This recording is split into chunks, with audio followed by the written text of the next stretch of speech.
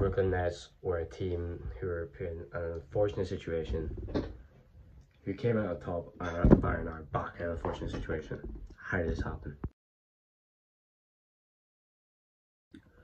2018-2019 season wasn't a big expectation for them due to, you know, the Celtics, Bucks, Sixers and Raptors, all those teams overlooking them, but despite that, they were one of the most entertaining teams.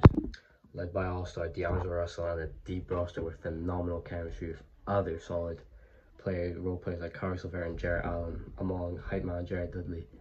This team would have a good season for their current standard, finishing with a 42-40 record, along with an exciting game including that iconic comeback against the Kings. Although the run came to a 4-1 defeat in the first round to the Sixers, this team looked like it was going somewhere. Just like that, they are a top 3 contender. Along with the 2 new stars to LA teams, it was the Nets and them, no one else. Brooklyn completed a sign-in trade to get Kevin Durant and Kyrie Irving, giving away the heart and soul core of the team, D'Angelo Russell, who was a main reason they were in the position they were at. Clear tampering, by the way, clear tampering. Oh my. God, are we serious now? The upcoming season didn't really have any expectations due to KD being out, but there were expectations for Kyrie to lead the team. But you know, we know what happens when Kyrie tries to lead a team. It never goes well. So far. Obviously, the Nets ended up losing in the bubble to the Raptors. I'm pretty sure they got swept. Which, I mean, I'm not going to take the time to credit that. Check yourself, bro. Who gives a fuck? This was the moment everyone was waiting for. A whole year in advance. KD and Kyrie on the team with this very deep Nets team with good role players. How is it going to play out? In my opinion, this was their best team all along. This was the team that they need. A good formula for winning, a proven winning formula. You know, 2 superstars with good role players, and that's exactly what they had. No excuses, but obviously they were showing had a good start. I remember that time they played Boston at the early of the season on Christmas or after Christmas. They were looking very good. Obviously they've gotten better and better, and you know, if they all stayed there, you know, who would have known what happened by the end of the season? And then obviously the big one, the James Harden trade.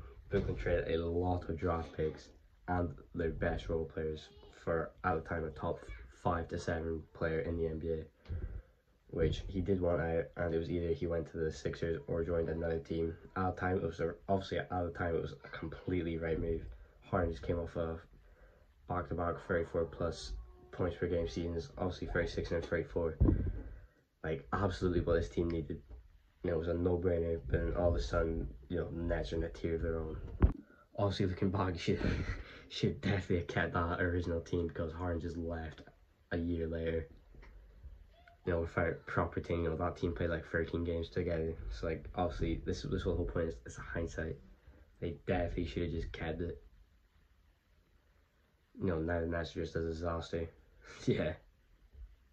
But if Harden and Kyrie don't get injured, I think they win. I think they definitely win. And to be honest, if Harden doesn't even, like, as long as both of them don't get injured, like, if one gets injured and everyone's healthy, I think they still win. It's just completely unfortunate.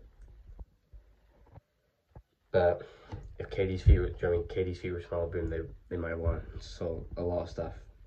But I think this is just a case of being extremely unlucky. Like, this is like a whole different level of being unlucky. Injuries in the same playoff series, and then your foot being too big, and then airballing the next shot in the same game. Do you know what I mean? It's completely unlucky.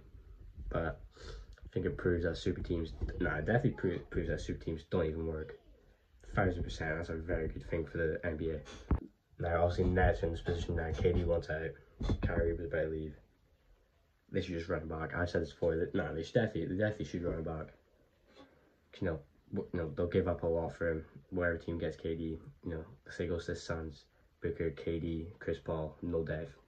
If I'm KD, I'd rather play on the Nets team with Seth Curry, Patty Mills, Ben Simmons, TJ Warren, Kyrie, him, like all the other players they have, I think that's 1000% a lot better than just, you know, giving up assets.